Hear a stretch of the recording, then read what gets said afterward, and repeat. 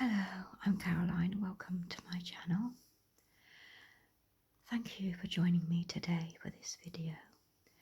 And today I'm going to be reading from this book, Night. Explore the lives of medieval mounted warriors from the battlefield to the banquet table. And I hope you enjoy it. Let's get started.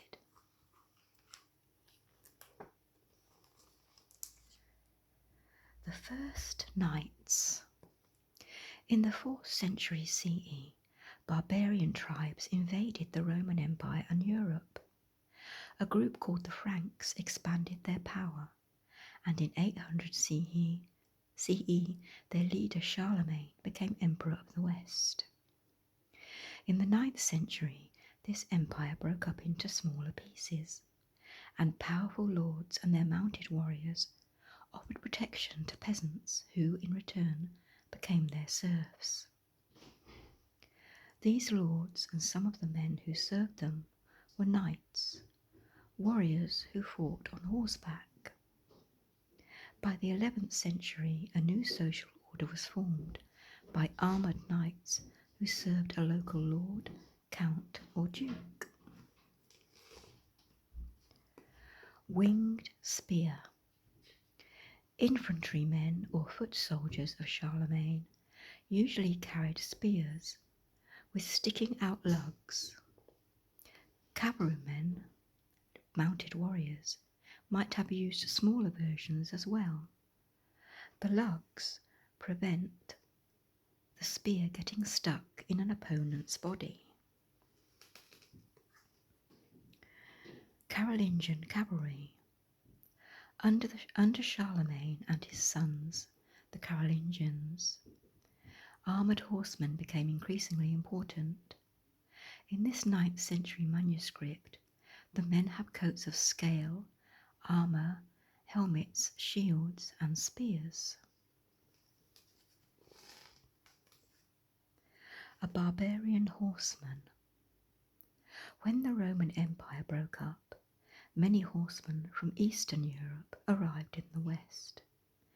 This plaque shows a Lombard horseman who were the forerunners of the mounted warriors of later centuries.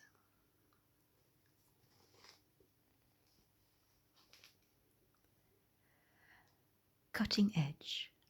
The double-edged slashing sword was the most highly prized of weapons and the most difficult and expensive to make. At first, only wealthy people could afford one, so the sword became the typical weapon of the knight. This has a double-edged blade, iron crossguard, tang of blade missing its wooden grip.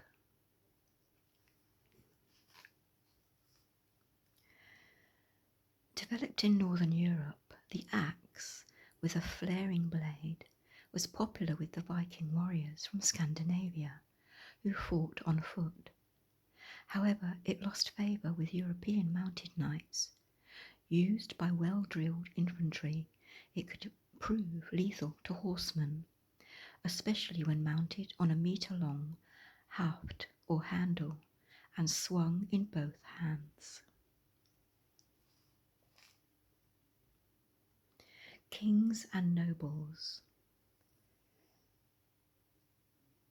The king and all his nobles were knights. This 10th century scene shows the king talking with his nobles. An axe head. After the fall of Rome, many of the tribes living in Europe fought on foot. This axe head is from Germany, where feudalism and knighthood was slow in coming. In this Italian manuscript, in 1028, knights wear coats of mail with mail hoods and iron helmets. Straps around the horses, chests and hindquarters hold their saddles in place.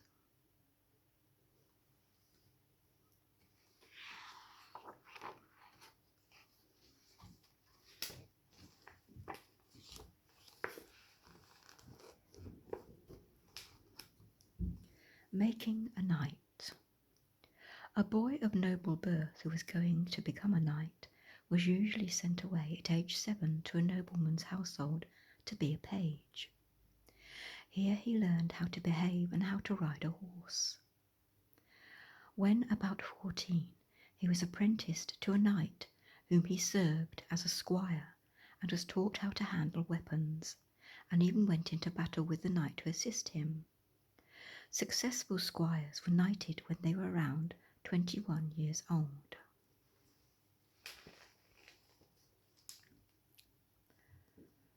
Boys' cuirass.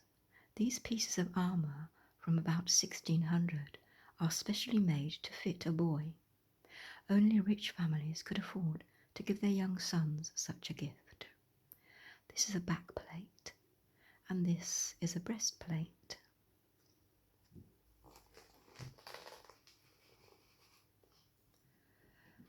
The page. Sons of noble families who were sent away to become a page learned a variety of skills, from serving a knight to the art of courtly manners and good breeding.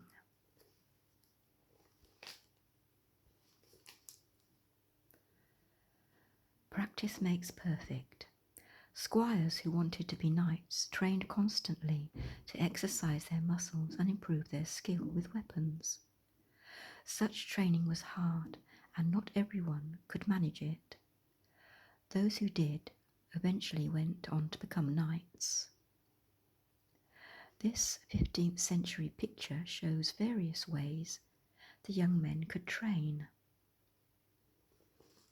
Throwing a javelin, putting the stone, wrestling, fighting with sword and buckler, acrobatics, fighting with quarterstaff.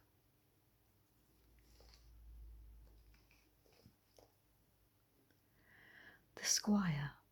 In the 11th and 12th centuries, many squires were servants of a lower social class, but later the sons of noble families would become squires before being knighted. In the 13th century, becoming a knight was so expensive that many young men remained squires. Later, the word squire came to mean a gentleman who owned land. Squires could practice against a wooden post or pell. Sometimes they were given weapons, double the weight, to develop their muscles. Chaucer's Squire. Geoffrey Chaucer wrote his Canterbury Tales in about 1387. One of the stories is told by a squire as seen above, who is the son of a knight and about 20 years old. He could compose songs, dance, draw and write, and was also a good rider, and knew how to joust. However, some other stories depict squires as thugs. Chaucer notes how the squire carved the meat, an important skill, in front of his father at the dining table. Jousting practice. After striking the shield of a wooden structure, sometimes shaped like a soldier, the rider had to pass by quickly to avoid the swinging weight. Dubbing. A squire was finally made into a knight at the ceremony of dubbing. This was originally a blow to the back of the hand. Thought by the 13th century, this had been replaced by a tap with a sword. The knight's sword and spears were fastened on, and celebrations might follow when he could show off his skills. Another knight, often the squire's master or the king, performed the dubbing.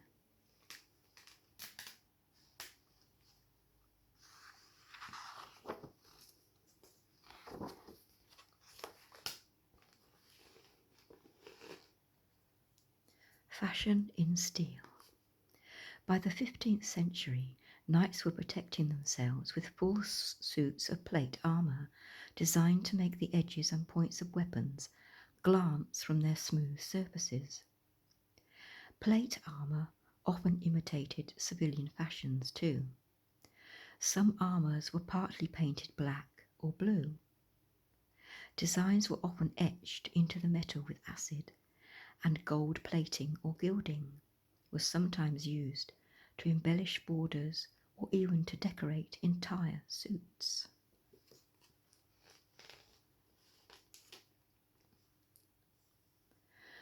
The ridges in this German armour of about 1520 imitate the pleated clothing of the time. The style, called Maximilian, after the German emperor, joins the rounded Italian style with the German fluted decoration of the 15th century. A bellows visor, so called because of its shape. Shoulder defence made from several articulated, individually moving plates. A bessague to guard the armpit.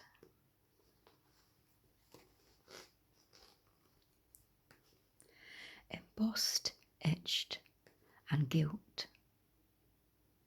Dolphin's mask placed over fish-tailed scrolls. The Bergenet was an open-faced helmet. This example was made in Augsburg, Germany, in about 1520. It imitates the art of ancient Rome and was intended for use in parades. The visor pivots at the same point at the rest of the face guard, protecting the face. A close helmet is one that has a visor to protect the wearer's face. This one was made in France in about 1575.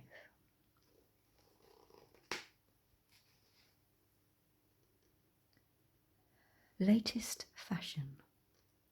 This armour was made for Lord Buckhurst in about 1587.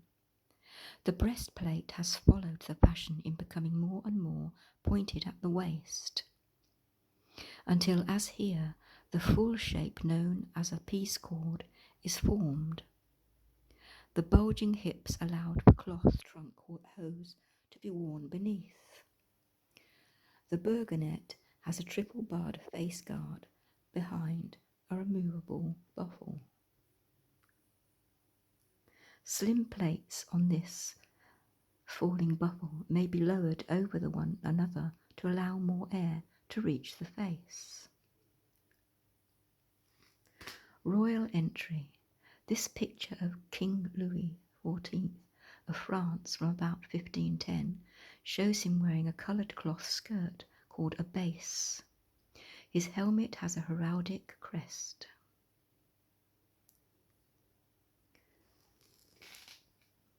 Master drawing.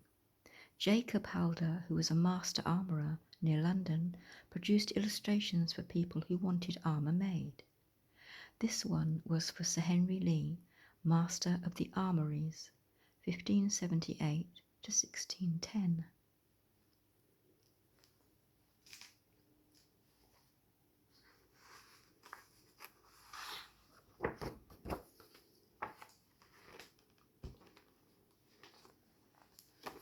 Armed to fight. Early armour was quite easy to put on. Mail was pulled on over the head, while a coat of plates was buckled at the back or sides and shoulders. Plate armour was more complicated to put on, but a squire could arm a knight in a few minutes, and the armour could be speedily removed if necessary. Here, a squire is arming a knight in the late 15th century German Gothic style armour. An arming doublet. This padded garment has waxed thongs called points to fasten different parts of the armour. The male gussets on the doublet cover the gaps that would be left by the plates. Leg guards. The sabaton and greave for foot and lower leg are followed by the pollin, which is attached to the cuirass.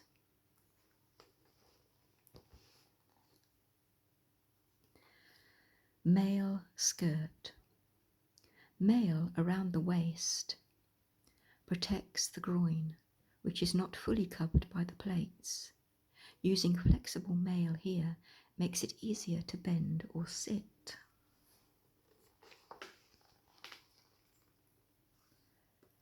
Backplate.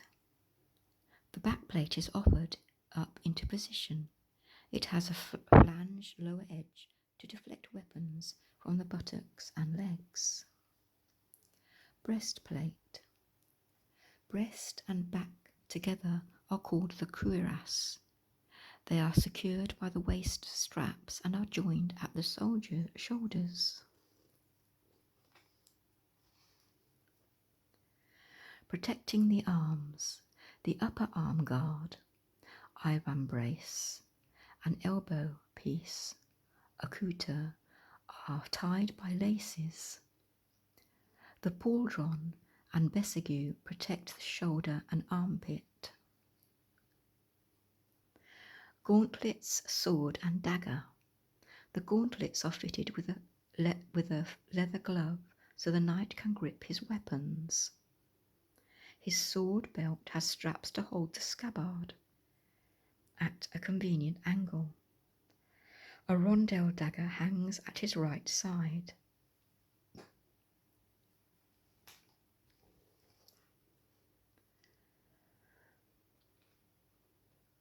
A rare picture from about 1450 shows a knight being armed for foot combat. A bevel, a chin defence, or a bevel, is added to protect the lower half of the face when wearing the sallet, a helmet, especially popular in Germany. Spurs and helmet.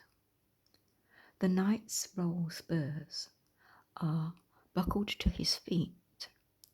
The helmet, lined inside for comfort and to cushion blows, is placed on his head. It has a chin strap. Fully armed, the knight holds a mace.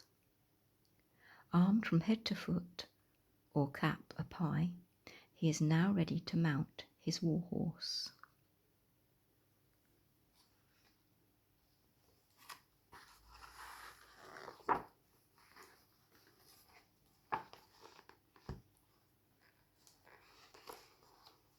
The tournament. Fighting men have always trained for battle. Tournaments probably started in the 11th century as practice for war, in which two teams of knights fought a mock battle called a tourney or melee. Defeated knights gave up their horse and armour to the victor. Other contests, such as jousts, also appeared. In the 17th century, the tournament was replaced in most countries by displays of horsemanship called carousels. Birdmen on parade. In the early 16th century, it became fashionable to wear helmets with mask-like visors in the parades during tournaments. Some knights even wore them during the tourney itself. The visors were fitted to otherwise normal close helmets. It has an eagle's beak and breath holes for ventilation.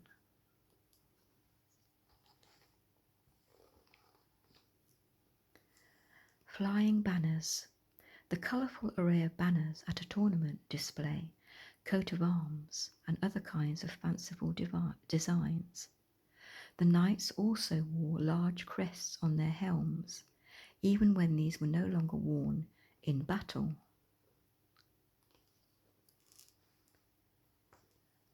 Devil take you. The church disliked tournaments because so much blood was often spilt. This 14th century picture shows a devil waiting to seize the souls of knights killed in a tourney. A knight disgraced. The women viewed the banners and helms of the contestants before the tourney. If a lady knew that a knight had done wrong, his helm was taken down and he was banned.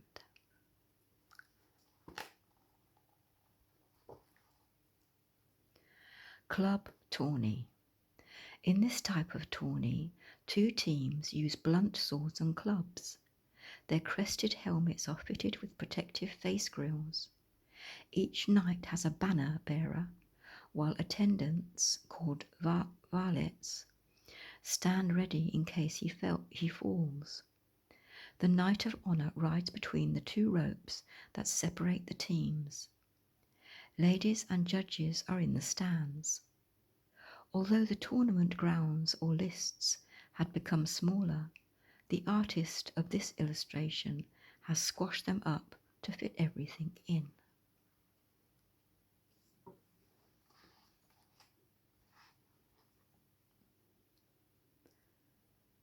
A parade casque. This Italian open helmet from about 1530 was worn in parades. It has embossed decoration and the face has been given a plate shaped like teeth.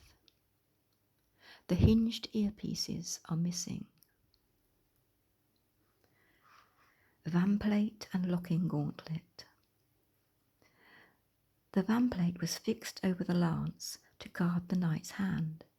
Once the knight had gripped his sword, the locking gauntlet was locked shut so the sword was not lost in combat.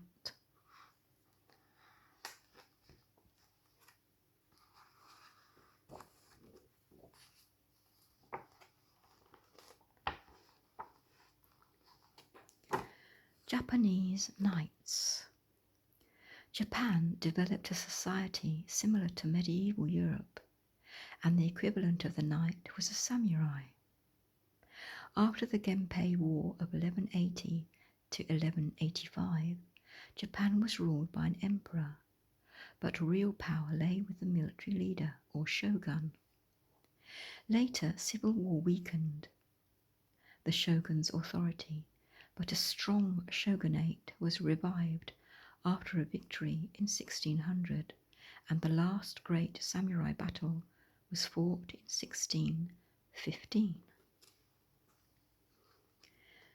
Helmets like this 17th century example have a neck guard made of iron plates, coated with lacquer, a type of varnish, and were laced together with silk. Samurai prized their swords greatly. In this 19th century print, a samurai is holding his long sword unsheathed. His smaller sword is thrust through his belt. Fighting samurai. From the 14th century, there was an increase in foot combat, which required new weapons and armour. However, samurai still fought on horseback when necessary. Early armour. Worn by mounted archers, this 19th century copy of a 12th century armour is in the great armour or oyuru style. The cuirass is made of small lacquered iron plates.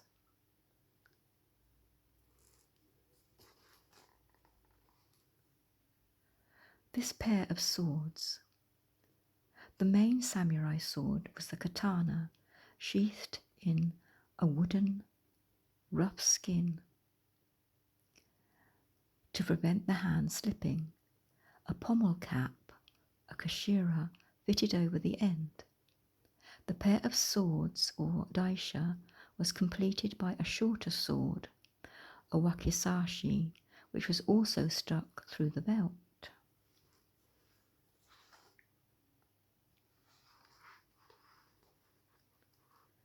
Master and servant.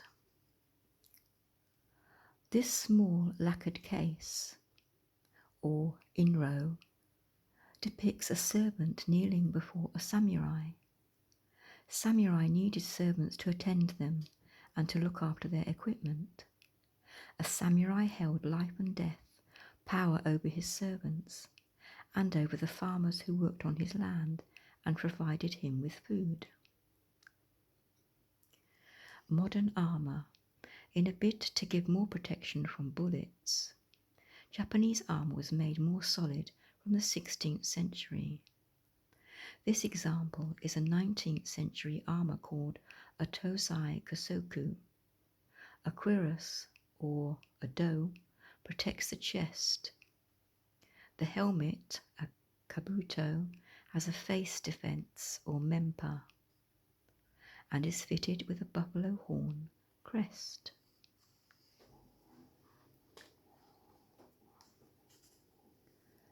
Swordsmanship. In this 19th century picture, a samurai is instructed in swordplay by creatures called lengi. Learning to use the sword correctly took many years of hard work. Japanese swords had extremely sharp, cutting edges.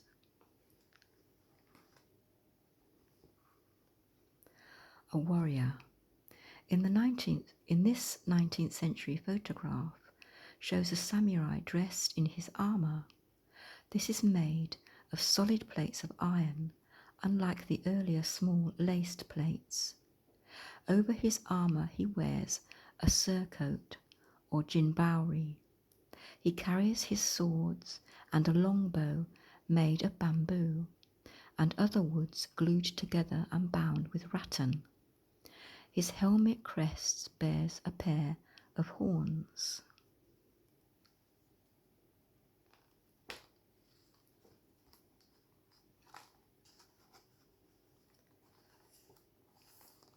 And just look at this one once more. The professionals.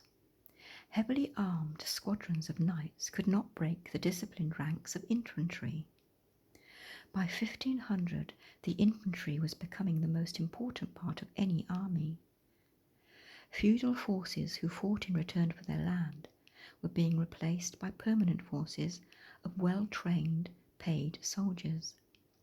Mounted knights were also becoming less effective on the battlefield. Puffed and slashed armour. In the late 15th and early 16th centuries, the Swiss and German foot soldiers, or the Landsknecht, wore extravagant clothing in the puffed and slashed style. This German armour, made in about 1520, mimics that style. Handgunners. Swiss handgunners of the late 15th century fire matchlock guns at enemy soldiers, backed up by wheeled cannon.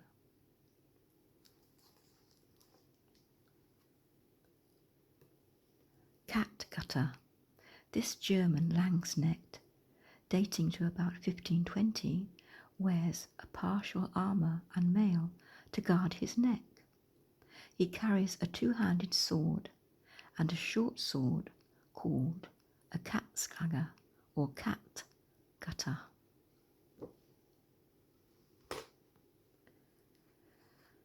Swords like this one were useful for cutting the points of pikes carried by enemy soldiers. The lugs on the blade helped prevent an enemy weapon sliding up to the hands.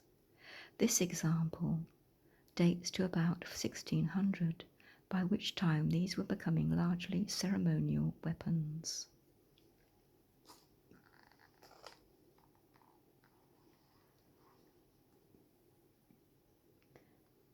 Some infantrymen and horsemen chose armour without leg pieces to make walking easier. The open helmet, or burgonet, allowed more air to reach the face.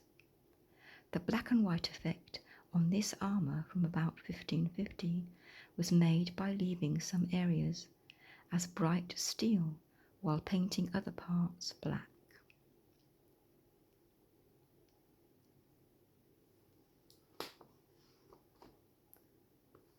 The halberdier. This Landsknecht of the 16th century wears the usual elaborate costume and armour, this time surmounted by a plume. As well as his sword, he carries a halberd, similar to the same one shown on the right. A German crossbow. When the crossbow bolt struck armour squarely, it could punch through it. The crossbow, like this German example from about 1520, was spanned mechanically and could be used more easily than a longbow. They were popular on the mainland Europe. Gun battery. This woodcut from about 1520 shows a gunner lowering a glowing linstock to the touch hole of a cannon. The barrels have moulded decoration.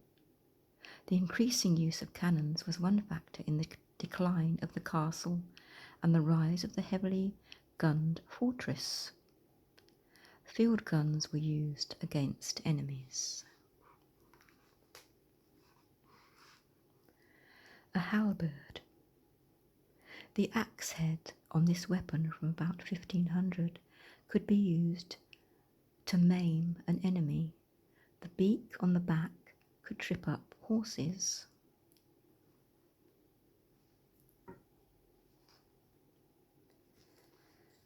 And I think that's where I'll stop the video. I hope you enjoyed it and you found it interesting. And I hope you'll join me again soon for another video. Thank you for watching. Bye.